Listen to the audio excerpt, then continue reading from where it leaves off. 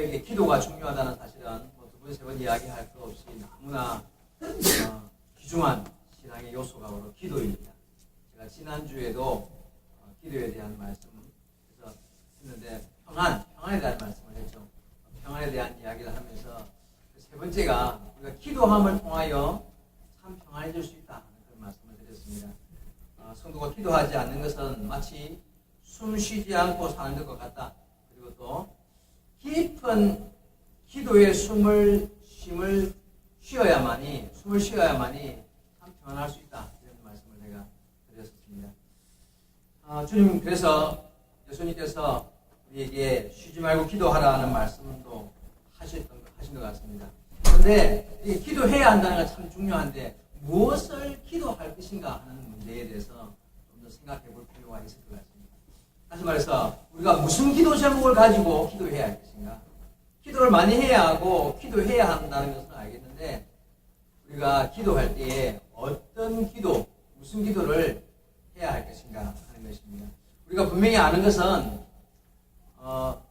잘못된 기도가 있을 수 있다는 거예요. 그렇죠? 우리가 기도를 할 때에 하나님 보시기에 야, 너 기도를 열심히 하긴 하는데 그 기도는 내가 응답해 줄 수가 없다. 아니면 그건 잘못된 기도다 하고 우리에게 주님께서 잘못을 지적할 수 있는 그런 기도를 우리가 할 수 있다는 거예요. 그래서 잘못된 기도는 어쩌면 하지 않음만 못할 수도 있습니다. 그래서 우리는 우리의 기도가 어떠해야 하는가, 무엇을 기도해야 하는가 한번 고민해 볼 필요가 있습니다. 예수님께서도 그래서 잘못된 기도에 대해서 지적하시는 바가 있습니다. 우리가 잘 아는 말씀 가운데 마태복음 6장 7절에 너희가 기도할 때에 중언부언하지 말라. 저희가 말을 많이 하여야 들으실 줄을 하는데 그렇지 않다라고 주님이 말씀하셨습니다. 뿐만 아니라 무엇을 먹을까? 무엇을 마실까? 무엇을 입을까? 그런 것을 구하지 말라.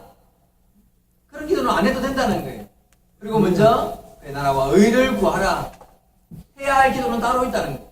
이처럼 예수님께서 잘못된 기도는 하지 말아야 하고 해야 할 기도를 바르게 해야 하고 우리의 기도의 제목들도 정결하게 옳은 기도의 제목을 가지고 바르게 기도할 것을 말씀하셨습니다. 뿐만 아니라 성경 다른 구절들을 보더라도 수많은 말씀을 통해서 우리가 기도할 때 바른 옳은 기도를 해야 할 것을 교훈하고 계십니다. 야고보서 1장 6절 7절에 보니까 이렇게 나와 있습니다. 오직 믿음으로 구하고 조금 더 의심하지 말라. 의심하는 자는 마치 바람에 밀려 요동하는 바다 물결 같으니 이런 사람은 무엇이든지 주께 얻기를 생각하지 말라. 다시 말해서 의심 없이 기도하라는 거죠. 의심을 가지고 기도하면 마치 파도 물결처럼 흔들려서 응답 받을 수 없다. 그런 사람은 응답을 기대할 수 없다는 것입니다. 의심 없이 기도할 것이고 야고보 4장 3절에는 구하여도 받지 못하면 정욕으로 쓰려고 잘못 구하기 때문이다.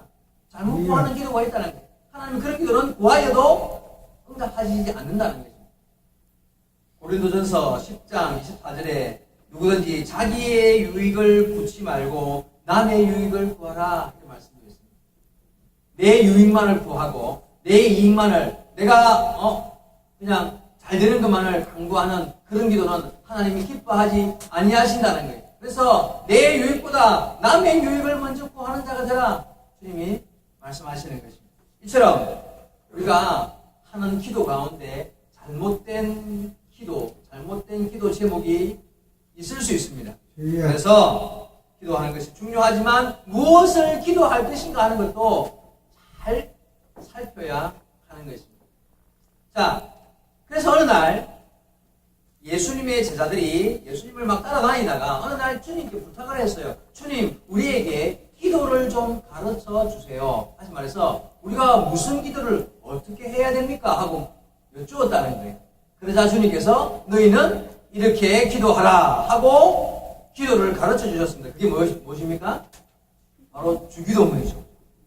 그게 바로 하늘에 계신 우리 아버지여 하고 시작하는 주기도문. 성경 항상 제 앞에 표지에 붙어 있는 주기도문입니다.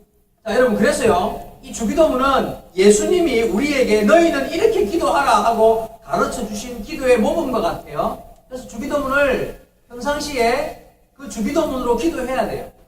이렇게 예배 마치고 마지막 무슨 행사 마치고 마지막에만 하는 기도가 아니라 평상시에도 그 주기도문을 묵상하면서 주님이 이렇게 기도하라고 했으니까 그 기도로 기도하셔야 합니다. 근데 우리는 좀 이 주기도문을 너무 주기도문, 기도를 빼고 주문, 마치 주문 외우듯이 마술사가 무슨 수리 마술이 뭐 주문 외우듯이 그렇게 그냥 막 입에 익히는 대로 다 외웠으니까 그냥 줄줄줄 하고 만난 말이에요. 그건 좋지 않은 버릇이. 주기도문은 우리 수혜리도 해요. 수혜리도 주기도문 혼자 시키면 잘 못하는데 같이 할 때는 따라 해요.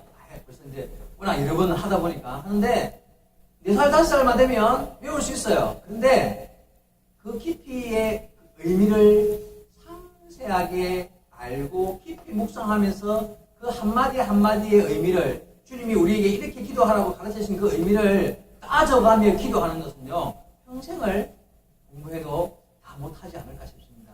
여러분, 우리가 주기도문 제일 처음에 어떻게 시작합니까? 시작! 하늘에 계신 우리 아버지여, 이름이 거룩히 여김을 받으시오며. 이렇게 기도 시작되잖아요. 하늘에 계신 우리 아버지여. 이 말 의미가 뭐예요? 이거는 기도는 아니고 하나님을 부르는 거예요. 그죠? 하나님 하고 불러서 그 밑에부터 이제 기도가 시작되는데, 하늘에 계신 우리 아버지여 이렇게 말할 때 우리가 어떤 마음을 가져야 할까요? 하나님은 하늘에 계신다. 그분은 전지전능하시어서 우리가 무슨 기도를 하더라도 그분은 들으시고 응답하실 수 있는 하늘에 계신 하나님이시라는 거예요. 사람이 아니라. 그죠? 그래서 하나님을 바라볼 때 하늘에 계신 우리 아버지여 할 때 당신은 너무 귀하고 존귀하시어 위에 계시어서 나의 모든 삶을 다 알아보시고 감찰하시며 내가 무엇을 구하든지 들으시는 분이신 줄 믿습니다. 이 말이에요.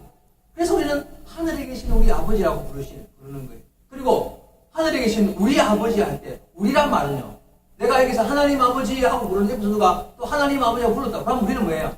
형제라는 얘기예요. 형제. 여기는 모두가 다 우리가 형제입니다. 이 말이에요. 자, 하늘에 계신 우리 아버지라고 할 때 우리라는 말 속에서 주님 옆에 있는 형제자매들은 나의 친형제요 자매입니다. 우리가 함께 기도합니다. 당신은 우리의 아버지시고 우리가 함께 한 형제 자매, 피와 살을 나눈 형제 자매와 같습니다는 그런 공동체 의식을 가지고 기도해야 한다는 거예요. 그렇죠? 그리고 또 하늘에 계신 우리 아버지여라고 했을 때 아버지는요, 그분은 저 멀리 진짜 막 어디 로켓을 타고 하늘에 가야 계신 분이 아니라 바로 내 옆에 나의 가장 가까운 곳에 가장 나랑 친한 나의 가장 가까운 것이 아버지가 그래서 인자하신 그런 아버지. 그래서 내가 부르면 언제나 1000번 만분을 불러도 뭐냐 하고 대답해 주시는 내 아버지라는 거예요. 자, 여러분, 주기도문이 시작될 때 하늘에 계신 우리 아버지여 하고 쉬어야 돼요. 가만히 있어야 돼요. 왜요? 그 순간 그 말 속에 숨어있는 의미를 생각해야죠. 하늘에 계신 우리 아버지 이러면서 하나님을 부릅니다. 그 다음부터 기도가 시작되는 거예요. 하늘에 계신 우리 아버지여, 이름이 거룩히 여김을 받으시오며. 무슨 말일까요? 참 말이 어려운 것 같은데 이게 어떤 의미예요? 왜 주님께서 우리한테 너희가 기도할 때 이름이 거룩히 여김을 받으시오며라고 기도하라고 명령하셨을까요? 이 말 뜻은요, 하나님의 이름이 나를 통하여 거룩하게 되기를 원합니다 라고 기도하라는 거예요. 무슨 말이냐? 내 삶이 달라서 내가 옳은 일을 행하고 내가 선한 일을 행함으로써 나를 통하여 하나님이 영광 받으시고 하나님의 이름이 높아지고 내 삶이 바르고 경건해서 나의 삶을 통하여 주님이 기뻐 받으시는 삶을 내가 살게 하옵소서, 이 말이에요. 그래서 내가 바르게 안 살면요, 나 때문에 주님의 이름이 먹칠을 당하면 안 되잖아요. 무슨 말인지 아시겠습니까? 나 때문에 하나님의 나라가 영광이 되어지고 주님의 이름이 높아지고 나를 통하여 주님의 이름이 거룩하게 여김 바 되도록 하여 주옵소서. 내가 그런 삶을 살겠나이다, 이런 말 의미예요. 아멘. 그렇다면 우리가 그냥 지나가서 될 일이 아니에요. 하늘에 계신 우리 아버지 이름이 거룩히 여김을 받으시오며 그렇게 기도해놓고는 내 삶이 참으로 그러한가를 돌아보고 주님, 나는 참 주님 앞에 선하지 못하고 나를 통하여 주님의 이름이 영원롭게 되지 못하는 삶을 살고 있지 않습니까? 회개하는 마음이 그 다음 단계로 넘어가야 돼요. 자, 이렇게 따지면요, 주기도문 여러분 쉽게 1분 만에 외우고 끝날 수 있겠습니까? 그렇지 않습니다. 주님이 가르쳐주신 기도예요. 너희들 이렇게 기도하라고, 기도의 제목을 이렇게 삼고 이와 같이 기도하라고 가르쳐주신 것이 바로 주기도문이에요. 제가 이 시간에 주기도문 강의를 하려면 뭐 어떻게 안 되겠죠, 그죠? 제가 한 3년 전에, 4년 전에 수요 예배를 통해서 주기도문을 8주, 9주 동안 했었습니다. 자, 우리가 주기도문을 알아야 돼요. 왜냐하면 주님이 가르쳐주신 기도 제목이니까. 그렇죠? 이 시간에 다 말할 수 없지만, 그래서 우리는 하나님 앞에서 주기도문을 깊이 묵상하고요. 주님이 가르쳐주신 기도로 반드시 기도할 수 있는 자가 되어야 합니다. 깊은 주기도문으로 그 기도의 의미를 파악하고 주님이 가르쳐주신 기도로 기도하시는 여러분 되기 바랍니다. 제가 주기도문 이야기는 여기까지만 하고요. 오늘 본문은 사도 바울의 기도 제목. 예수님이 가르쳐주신 기도가 주기도문이라면 사도 바울이 우리에게 기도하라, 이렇게 기도하라고 말하는 것은 바로 오늘 본문에, 물론 다른 말씀도 있지만은 오늘 본문 말씀을 통해서 사도 바울이 제시하는 그의 삶의 평생에 기도했던 기도의 제목, 오늘 이 말씀을 통해서 우리가 무엇을 기도해야 할지를 교훈받는 그런 시간 되실 수 있기를 주의 이름으로 부탁드립니다. 자, 먼저 본문을 처음에 보니까 이렇게 시작됩니다. 나의 간절한 기대와 소망을 따라. 기대와 소망. 나의 간절한 기대와 소망이 기도 제목이죠. 그죠? 그렇습니다. 나의 간절한 기대와 소망. 나의 기도 제목은 이거라는 거예요. 사도 바울이 하는 말이. 세 가지를 이야기합니다. 하나씩 한번 살펴보겠습니다. 첫째는요, 부끄럽지 않은 삶을 구하라는 것입니다. 그가 20절에 이렇게 말합니다. 아무 일에든지 부끄러워하지 아니하고, 아무 일에든지 부끄러워하지 아니하고, 이게 첫 번째 기도 제목이었습니다. 사도 바울은 항상 하나님 앞과 사람 앞에서 부끄럽지 아니한 인생을 살려고 애썼던 사람입니다. 이것은 어떤 면에서 도덕적 정결을 의미한다고 볼 수 있습니다. 신앙 양심에 어긋나지 아니한, 그죠? 바른 삶을 이야기한, 누가 보든지 보지 않든지 간에 호랑되어 하나님 앞에서 사는 사람. 누가 보면 잘하고 누가 보지 않으면 못하는 것이 아니라 내 모든 삶은 주님이 바라보고 계심을 인정하고 하나님 앞에서 내 삶을 정결하게 유지하는 자가 되어야 한다는 거죠. 오늘 우리 김현주 집사님 대표기도 하시면서 요즘에 그 청문회 이야기 때문에 말이 많잖아요. 그 보니까 사실 기도 내용대로 과거에 별로 크게 중요하지 않게 여기고 간단하게 뭐 저질렀다고 할 수 있는 그냥 실수로 넘어갔던 그 사건이 오히려 지금 뭐 전입 뭐랍니까? 무슨 전입이라 그래요? 위장전입? 그런 거 보통 살아가면서 문제가 있어가 잠시 이렇게 학교 문제 때문에 이렇게 왔다 갔다 하는 일이 그렇게 큰 죄라고 안 여기고 할 수 있다고 본단 말이죠. 그런데 그게 나중에 보니까 자기의 앞길을 막는 발목을 잡히는 큰 죄로 여겨지는 일들이 생기더라는 거예요. 그렇죠? 여러분, 꼭 우리가 주님 앞에서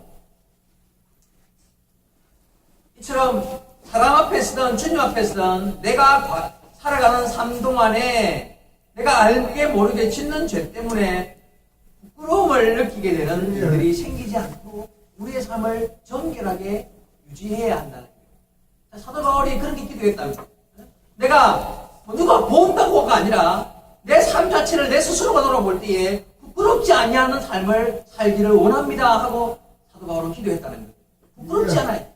자기에게 부끄럽지 아니하고 나중에 남편, 아내 아니면 자식에게 부모에게 부끄럽지 아니한 삶을 스스로가 살아가도록 정결한 삶을 살도록 노력해야 한다고 기도해야 합니다. 여러분, 죄는 뭐 지나고도 뭐 잊어버릴 수 있을지 모르지만 이 죄라는 것은요, 결국은 다른 사람은 아무도 안 봤다 할지라도 내가 알고 하나님이 아시기 때문에 죽을 때까지 그것은 내가 짊어지고 가야 할, 나만 알고 하나님이 하는 부끄러운 일일 수밖에 없는 거예요. 다른 사람은 아무도 모른다고 칩시다 그냥. 내가 알고 하나님이 아시기 때문에.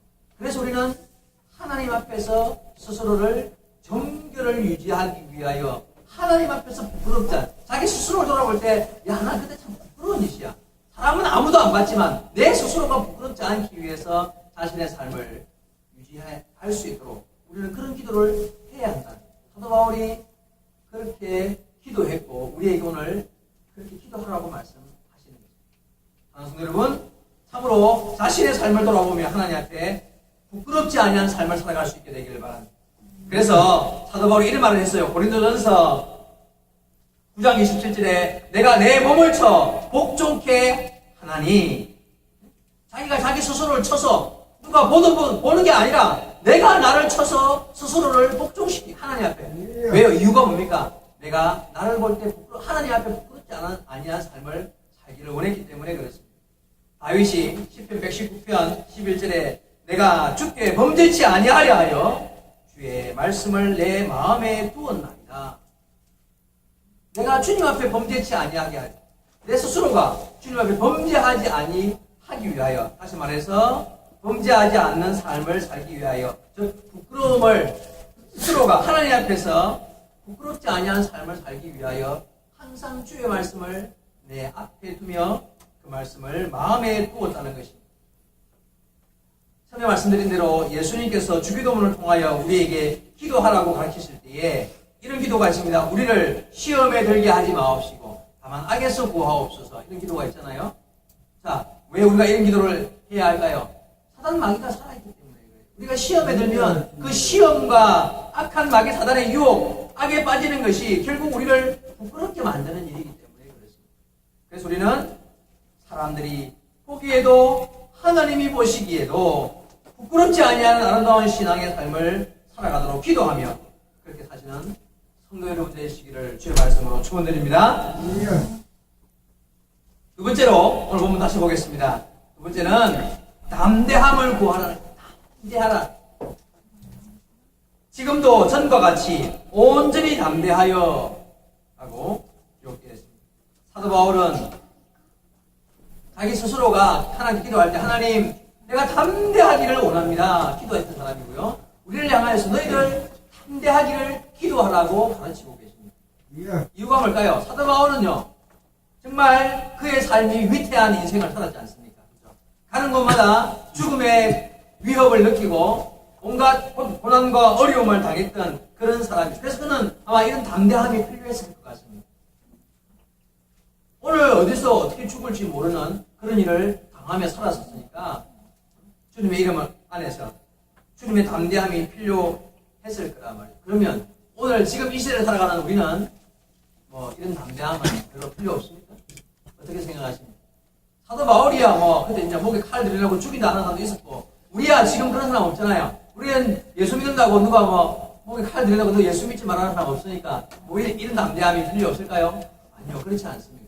그때나 지금이나 사단이 살아있고 그때나 지금이나 그런 쪽으로 세상은 성도를 미워하고 그런 쪽으로 세상은 성도를 대적하고 하기 때문에 우리에게 믿음을 지키고 살아갈 힘이 사도 바울 시대에 못지않게 우리에게 그 담대함은 필요하며 요구되고 있다는 것입니다. 여러분 세상과 타협하지 아니하고 믿음을 지키며 살아가려면 정말 담대함이 필요합니다. 얼마나 우리를 유혹하고 우리를 넘어뜨리려고 하는 악한 세력들의 그런 시험들이 얼마나 많습니까? 주일날 한번 제대로 지키는 것도요 이게 쉬운 일이 아니에요. 쉬운 일이 아니에요. 정말 주님이 주시는 은혜로 담대함이 없으면 결코 그것도 내가 내 힘으로 뭔가를 할 수 있는 것이 아니더라고요. 성도에게 두 가지 담대함이 필요합니다. 첫째는 생활 환경 앞에서 담대해야 하고요. 제 생각에 둘째는 사람 앞에서 담대해. 사람 앞에서. 자, 환경 앞에서 담대해야 한다는 것은 방금 말씀드린 대로 어떤 환경이 주어지더라도 내가 하나님을 믿는 백성으로서 주님의 나라를 지키고 하나님의 것을 구별하여서 주님께 드릴 것을 드리고 하나님 앞에서 할 수 있는 시간에 헌신하고 봉사하며 충성하며 주의 뜻을 실천하려고 마음 먹는데요. 그게 어디 마음 먹었다고 됩니까? 아니요. 수많은 환경들이 방해가 일어난단 말이죠. 그런 환경 앞에서 그럼에도 불구하고 내가 담대함이 있어서 옳은 것을 옳은 것으로 구별하고 선을 행할 줄 알려면 그런 담대함이 필요하다는 거예요. 내 환경이 아무리 나를 괴롭게 만들고 그 일을 행하고 싶으나 행하지 못하게 만드는 환경이 찾아온다 할지라도 그럼에도 불구하고 그 환경을 이기는 담대함이 우리에게 필요하다는 것입니다. 여러분 내게 유익이 생기지 않더라도 옳은 일을 추구해야 합니다. 내가 손해를 보더라도 주님의 말씀을 따라 선을 추구하는 삶을 살아야 합니다. 결코 쉽지 않지만 우리는 그런 환경을 초월하는 담대함으로 살아야 할 줄로 믿습니다. 그리고 그 어떤 누구 앞에서도 사람 앞에서 담대한 자들이 되어야 합니다. 예. 사실은 환경도 사람을 통하여서 이렇게 바뀌는 거기 때문에 이 사람 앞에 담대한다는 것, 이게 정말 중요해요. 사도 바울이 참 담대한 사람이었죠. 마지막 전도 여행을 마치고 결박되어서 로마로 압송됩니다. 압송되어 가는 과정에 여러 곳을 거치다 나중에 아그리파 왕과 베니게 같은 총독 앞에서 그냥 왕의 옷을 입고 총독이 막 군사를 거느리고 엄청난 위세를 떨치면서 재판석을 열었단 말이에요. 사도 바울을 묶어갖고 앞에 끌어다 나갔습니다. 사도 바울은요 그냥 혼자예요. 혼자 변호사도 없이 자기가 묶인 채로 그 앞에 서서 그래 네가 하고 싶은 말이 뭐냐 한번 해보라 하니까요. 사도 바울이 담대하게 일어서서 그 수많은 고관 백작들과 왕과 총독 앞에서요, 내가 오늘 이같이 결박된 것 외에는 당신도 나 같은 사람이 되기를 원합니다. 왕 앞에서 그런 말을 했어요. 아멘. 당신이 나보다 더 불쌍하다. 내가 묶인 거 이게 좀 보기에 좀 묶여있으니까 보기에 좀 그렇습니까? 내가 이 묶인 거 외에는 당신보다 못할 것이 하나도 없다고 그렇게 이야기했다는 거로 사도 바울이 누구 앞에서도 그는 굴하지 아니한 담대함으로 살았던 사람입니다. 왜 그럴 수 있었을까요? 주님이 주시는 그가 이렇게 담대하기를 기도했던 사람이었기 때문에 사람 앞에서 결코 주눅들지 않는 사람이 되었던 것입니다. 예. 여러분 다니엘과 다니엘 세 친구 이야기 잘 알고 계시지 않습니까? 죽음이 너 절하지 아니하면 푸른 불 속에 집어넣겠다. 오늘 주일학교 설교를 그거 했습니다. 푸른 불 속에 집어넣겠다. 그래도 절하지 않습니다. 사자굴 속에 들어갈 것을 뻔히 알고도 하나님 기도하기를 멈추지 않았습니다. 사람이 나를 어찌하리요? 10편 56편 11절 내가 하나님을 의지하였은즉 두려워 아니하리니 사람이 내게 어찌하리이까? 내가 하나님을 의지하고 하나님을 바라보니 세상을 두려워하지 아니하니 사람은 나를 의지할 수 없었다. 그 믿음으로 사람을 두려워하지 않았습니다. 죽으면 죽으리라 했던 믿음의 사람들이 결국 하나님의 은혜 안의 삶으로 나아갔던 것입니다. 아멘. 여러분 이 같은 담대함으로 세상의 권력자 앞에서 지식인 앞에서 재력가 앞에서 어떤 위협 앞에서도 주님이 주시는 은혜로 담대함을 유지하며 믿음을 지키는 그런 성도 여러분 되시기를 주의 말씀으로 축원합니다. 여러분 기도해야 돼요. 무슨 기도요? 내가 담대하기를 기도해야 돼요. 사람 앞에서 주눅들지 않을 수 있도록 기도해야 한다는 거예요.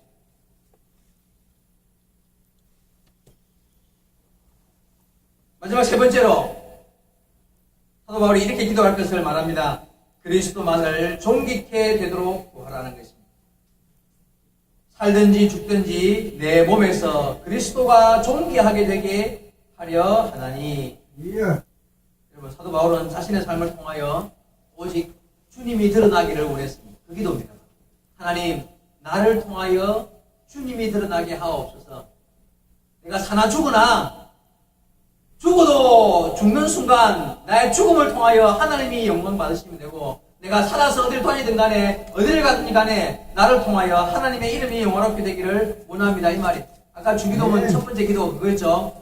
하늘에 계신 우리 아버지여 이름이 거룩히 여김을 받으시오며 즉 나를 통하여 하나님의 이름이 거룩해지기를 원합니다. 이 말이 아멘. 사도 바울이 그렇게 기도하라고 우리에게 말합니다.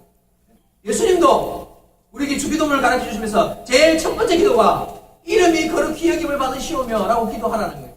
사도 바울이 이렇게 자기 나를 통하여 그리스도만이 존귀케 되기를 원합니다 라고 기도하라고 우리에게 또 가르치는 거예요. 여러분 이 기도가 정말 중요해요. 여러분 무슨 기도를 하시겠습니까? 내가 주님 앞에 무릎을 꿇어 기도할 때 주여 주의 이름을 부르고 나서 무엇을 달라고 기도할 수 있습니다. 그러나 하나님 나를 돌아보니 하나님의 은혜입니다. 그런데 나를 또 돌아보니 제가 죄인입니다. 그런데 주님 내가 감사하고 은혜에 감사할 뿐만 아니라 그럼에도 불구하고 더 감사하지 못한 내 죄인됨을 고백하고 그 다음에는요 주여 내가 이 땅에 아직 살아있으니까 내 삶을 통하여 주님이 영광 받으시길 바랍니다. 비록 부족하고 나약하여서 날마다 쓰러지고 또 자빠지지만 그럼에도 불구하고 주님이 나를 이렇게 세우시어서 아직도 내가 해야 할 남아있는 삶이 있다면 그 삶을 통하여 주님이 영광 받아 주옵소서라고 우리는 기도해야 합니다. 목숨이 끊어지는 그 순간까지 이 기도를 놓치지 않아야 할 제목 중에 하나가 바로 나를 통하여 주님이 영광 받아 달라는 거예요. 나를 통하여 주의 이름이 커지고 나를 통하여 주님이 존귀하게 드러나게 되는 삶을 내가 마지막까지 살게 해달라고 기도해야 한다는 것입니다. 아멘. 그리고 기도만 이렇게 잘해놓고 그런 삶을 살지 않으면 그거는 거짓 기도 아니에요. 우리의 삶은 주여. 이와 같이 기도할 뿐만 아니라 주님 앞에 더욱 바른 삶을 추구해야 하겠습니다. 고린도전서 10장 31절 그런즉 너희가 먹든지 마시든지 무엇을 하든지 다 하나님의 영광을 위하여 하라. 그렇습니다. 먹든지 마시든지 무엇을 하든지 살든지 죽든지 성도는 살아있는 동안 죽음을 맞이하는 그 순간 그 일까지라도 주님의 영광을 위하여 사는 것이고 죽는 것입니다. 아멘.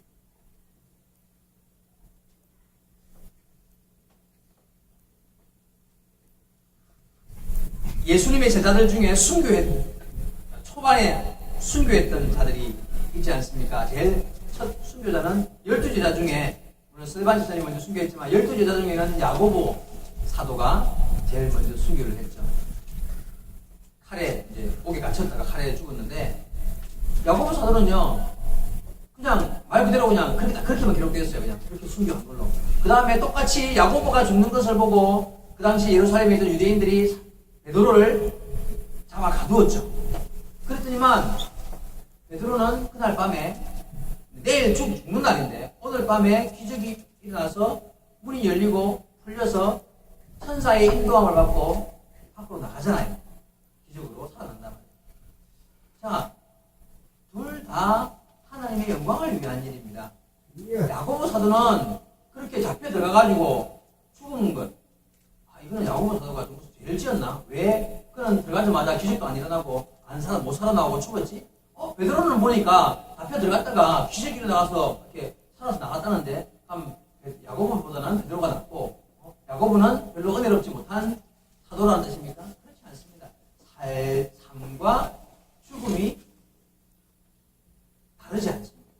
하나님이 필요하면 야고보를 통하여서 야고보의 사명이까지였고 그리고 그의 죽음을 통하여 하나님이 영광 받으시기에 합당하니까 그는 그를 통하여 영광 받으신 것이고 살려서 또 다른 일을 시켜야 남은 일이 있으면 베드로는 또 살리시는 거예요. 그렇죠? 여러분 살든지 죽든지 내 삶을 통하여 내 죽음을 통하여 하나님의 이름이 영화롭게 되는 것뿐인 것입니다. 우리의 삶은 마지막 순간까지 그런 삶을 추구하며 살아야 할 줄 믿습니다. 오늘 본문의 말씀을 통하여 우리가 반드시 기도해야 될 제목 3가지를 교훈받게 됩니다. 첫째는 부끄럽지 아니한 삶을 살기를 기도해야 주여.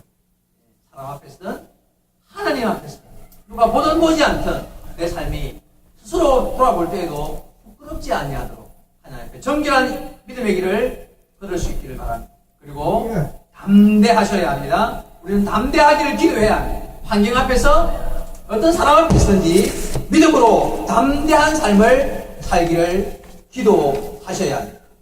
마지막 3번째로 내 삶이 바로 그리스도만을 존귀케 드러내는 삶이 되기를 기도해야 합니다. 아멘. 이렇게 기도했던 사도 바울이 마지막에 이런 고백을 합니다.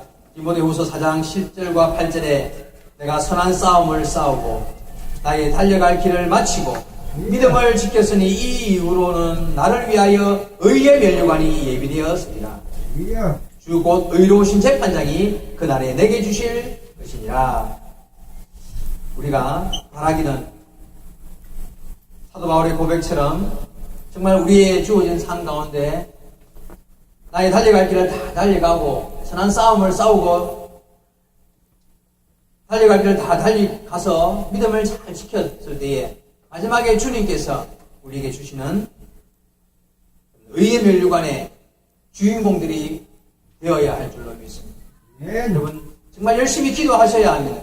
그리고 아무렇게나 기도하는 것이 아니라 주님이 가르쳐 주셨던 기도로 본문에 나왔던 이 세 가지 기도의 제목으로 우리가 간절히 구하고 많이 기도하여서 정말 하나님의 뜻에 합당한 믿음의 길을 잘 걸어서 우리가 하나님 앞에 더욱더 온전한 하나님의 자녀로 칭찬받고 영원한 천국을 예비하는 그 믿음의 길을 달려가는 모든 성도 여러분 되기를 주의 말씀으로 축원드립니다. 아멘. 같이 한번 기도하시겠습니다. 오늘